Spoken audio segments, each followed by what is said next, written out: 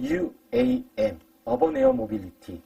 오늘 어번 에어 모빌리티 저랑 같이 한번 여행해 보시죠. 여행의 안내를 위해서 이제 안내서를 나눠드리겠습니다.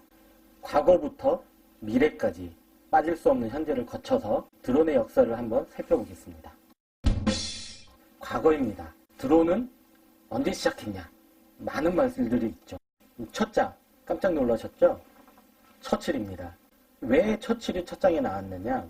물론 1941년에 성공적인 무인기 퀸비 1설에는 영국 해군 중에 개발자 중에 여왕을 싫어해서 사격용 연습기로 이름을 퀸비라고 했다고 하지만 제가 이 장을 보여드리는 것은 처칠이 했던 요 말 때문입니다. 역사를 잊은 민족에게 미래는 없다.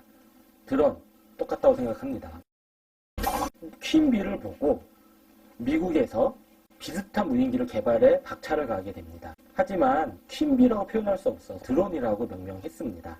사실 드론이라는 단어는 벌이 내는 윙윙거리는 소리 때문에 생겼다고 하는데요. 요사이 미국에서 이러한 경험을 통해서 드론이라는 이름이 생겼다라는 것이 정설처럼 믿어지고 있는 것이 사실입니다. 이 부분은 믿거나 말거나. 사람이 타지 않는 비행기, 이 꿈은 역사 곳곳에서 발견할 수 있습니다. 특히 레오나르도 다빈치의 비행기 스케치에 대한 부분은 아주 유명하죠. 사실 우리나라도 뒤처지지 않습니다. 서기 647년 김유신 장군이 연에 불을 붙여서 날렸던 거 무인기가 아닐까요? 자, 이런 무인기가 가능했던 거는 멀리서 조정하는 거, 그게 가능했기 때문입니다. 이미 아시는 분은 아셨겠지만 통신이죠, 통신. 이 부분이 가능했던 것이 테슬라였습니다. 현재 전기차도 더 잘 알고 계시지만 무인기가 가능했던, 발전될 수 있었던 계기를 만들어낸 발명가였다는 부분 말씀을 드리겠습니다. 자, 여기 옆에 보시면은 라디오 플레인이라고 나오는데요. 무인기입니다. 마릴린 먼로가 무인기 만들다 데뷔했거든요. 사진작가가 공장에 갔다가 보고서 바로 데뷔가 된 겁니다. 이런 무인기가 전쟁과 연관된 역사뿐만 아니라 이러한 재밌는 이야기들, 관심 가는 이야기들도 많이 가지고 있습니다. 사실 1930년대에 우편물을 나누는 최초의 무인기도 있었습니다. 자, 과거는 여기까지 보고요. 현재로 한번 넘어와 보겠습니다. 이러한 드론의 활용의 꽃이라고 할 수 있는 부분이죠. 그리고 가장 핫한 이슈입니다. UAM, 어번 에어 모빌리티, 사람이 타고 다니는 무인기입니다. 지금 보시는 바와 같이 굉장히 많은 업체들이 UAM을 실현하기 위해서 도전하고 있습니다. 불과 몇 년 사이에 폭발적으로 늘어났습니다. 우리나라 예는 아닙니다. 현대, 하나시스템즈 등 많은 업체들이 도전하고 있습니다. 이런 것들이 가능했던 이유, 전기 동력으로 수직으로 뜨고 내릴 수 있었기 때문입니다. 자, 보시는 거는 에어버스의 4인승 무인기입니다. 굉장히 멋있죠? 그림이. 실제로 보시면 멋있습니다. 여기에서 여러 가지 재원들을 제시하고 있고요. 다음에 보시는 거는 2인승입니다. 제가 왜 에어버스를 들고 왔느냐? 실제로 에어버스나 보잉과 같은 비행기 제작사들 중심에 어떠한 UAM 개발이라든가 이제 다른 새로운 도전자들, 비행기는 만들어 보지 않았지만 새로운 도전자들 간에 많은 싸움이 있습니다. 전통적인 항공기 개발자들은 항공은 안전이 가장 핵심이기 때문에 안전을 모르는 사람들이 어떻게 개발을 하겠느냐, 우리가 승리할 것이다 라고 하고 있고요. 반대쪽에서는 아니다, 기술의 힘으로 극복할 수 있다, 일반적인 막 100명, 200명 타는 비행기는 다르다 라고 주장을 하고 있습니다. 자, 그러면 누가, 기술의 발전도 있었지만 과연 누가 이 불을 붙였을까요? 누가 보고를 들었을까요? 우버와 이항입니다. 우버, 굉장히 많이 들어보셨을 것 같기도 하고 잘 아실 것도 같습니다. 공유경제의 선두주자죠. 여기에서 2016년에 엘리베이트라는 보고서를 하나 냅니다. 그 보고서에서 얘기합니다. 자, 샌프란시스코 마리나에서 산호세 시내로 출근을 한다고 생각해봐라. 한 2시간에서 3시간 걸리거든요. 15분에 할 수 있다. 자, 이 세상 설레이지 않느냐 라고 얘기하고 있습니다. 여기에서는 도시 이동성 증진, 지금 말씀드린 것 같은 사람들에게 잃어버린 시간을 다시 준다라는 얘기, 또 하나 싸게 할 수 있다는 얘기, 또 하늘로 날아다니니까 정해져 있지 않다는 얘기, 또 기술도 발전했고 많은 회사들이 만들고 있다.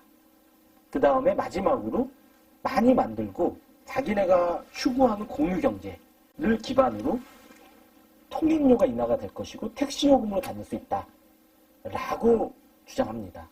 그리고 그 해 9개월 전 1월에 매년 라스베가스에서 이루어지는 세계 가정기구 전시회가 있습니다. CES라고. 거기에서 이항이 자, 우리는 이러한 걸로 UAM을 하겠다라고 발표를 합니다. 갑자기 폭발적으로 증가를 했습니다.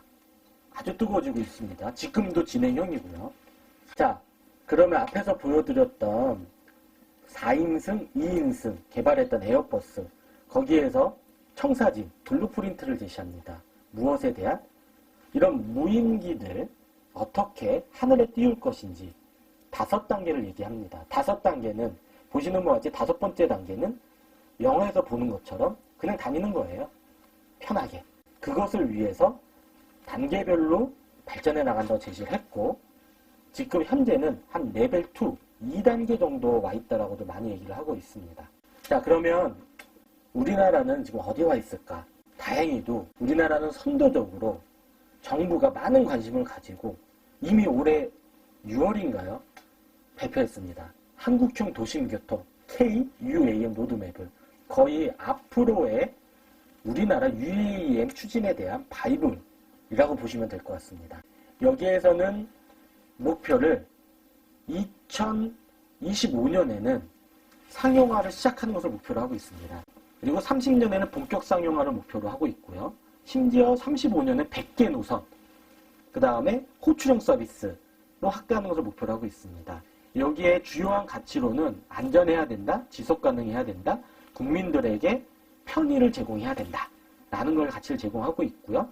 여기에 정말 모든 분야를 망라하는 전략들과 과제들을 제시하고 있습니다. 오늘 안내서를 보시고 안내방송을 들으시고 정말 UAM의 미래를 아시고 싶으신 분은 이 KUAM 로드맵 구글에서 검색 가능하십니다. 이것을 출발점으로 하셔도 좋을 거라고 자신 있게 권해드리겠습니다. 이어서 오늘 자세한 얘기는 다 말씀드릴 수 없지만 맛보기로 미래 UAM에 대한 얘기, 지금 이루어지고 있는 것들 한번 말씀을 드리고자 합니다. 한국교통연구원에서도 많은 박사들과 연구원들이 미래를 창출하기 위한, 미래를 이끌어내기 위한 노력들을 하고 있습니다. 다음에 이러한 상세한 노력들을 전달드릴 수 있는 기회를 한번 만들어 보겠습니다. 미래에 대해서 간단히 한번 스케치를 보시면 또 우버입니다. 2019년에 우버는 UAM이 뜨고 내릴 수 있는 포트, 스테이션을 제안합니다. 아직도 이것이 포트, 공항이냐, 비행장이냐, 스테이션, 버스 정류장 같은 정류장이냐 아직 답이 없습니다. 하지만 UAM을 고려해서 이러한 것들이 뜨고 내릴 수 있는 안은 벌써 구체적으로 나오기 시작했다라는 부분입니다.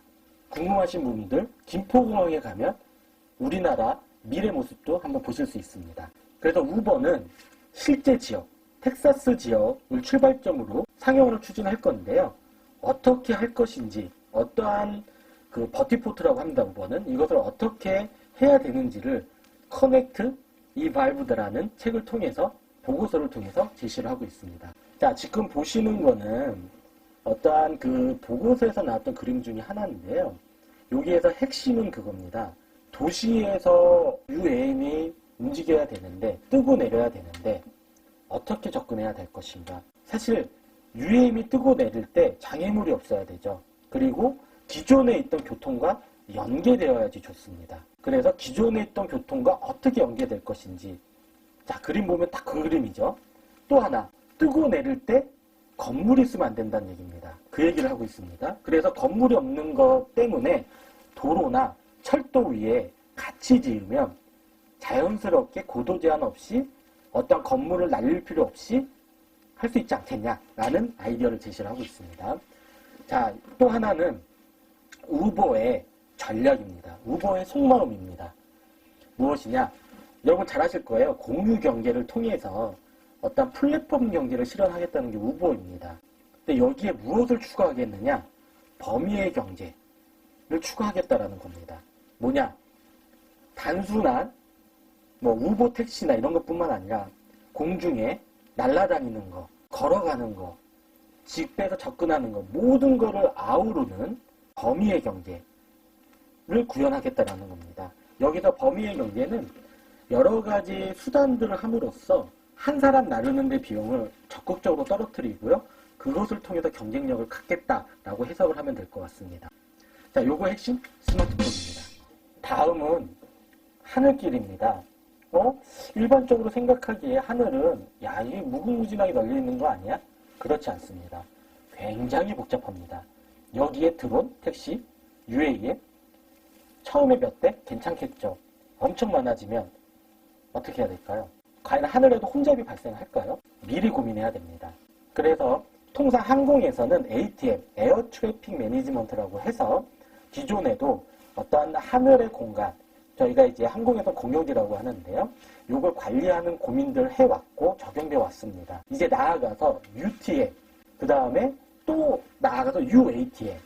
그래서 하늘길에 이런 UAM들이 날아다니는 방법론을 찾기 시작했습니다. 이런 것들 어떻게 해결하느냐? 첨단 기술을 통해서 해결하자라고 하고 있습니다.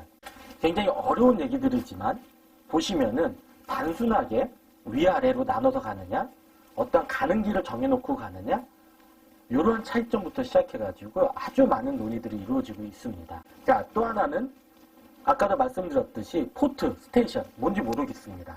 하지만 어떠한 UAM이 뜨고 내릴 수 있어야 됩니다. 그럼 UAM이 뜨고 내리면 끝인가요? 충전해야죠. 사람들 태울 거 대기하고 있어야죠. 그리고 많아지면은 효율적으로 뜨고 내려야 되죠. 자, 그런 것들을 고민한 노력 흔적들이 보시고 있는 그림들입니다. 사실 갑자기 뜬금없는 얘기지만 정부에서는 몇 년 전에 드론의 활용 범위를 보시는 것과 같이 여러 범위를, 주요 범위를 제시를 했었습니다. 실제로 이 범위에서의 드론 활용이 적극적으로 추진이 되고 있고요. 요새 핫한 이슈는 UAM이라는 부분 다시 한번 말씀을 드리겠습니다. 자, 그럼 우리나라는 어디까지 와 있을까요?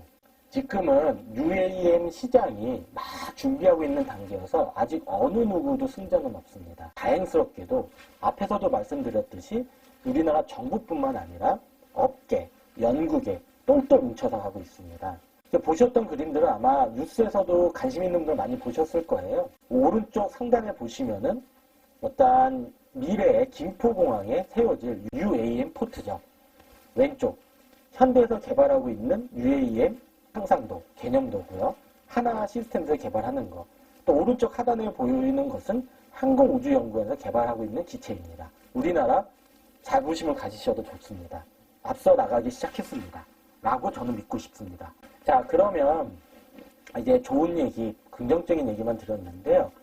과연 그러면 그냥 이것만 고려하면 될까? 그렇지 않습니다. 장애 요인들, 해결해야 될 문제를 굉장히 많습니다.